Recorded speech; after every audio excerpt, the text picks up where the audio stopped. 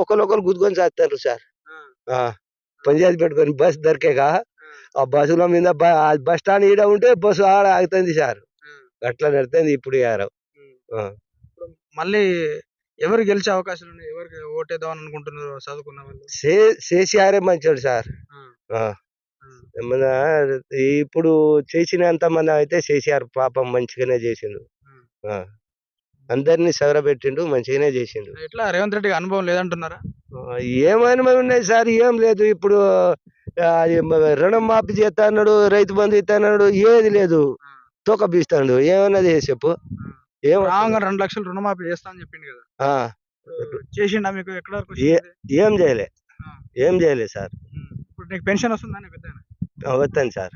ఎంత వస్తుంది? రెండు రెండు వేయలే సార్. 4,000 ఇస్తా అని చెప్పిండు కదా, ఇయ్యలే ఇయ్యలే? ఇయ్యలే ఓకే, ఓకే. ఇయ్యలే 2 వేలే అప్పుడు.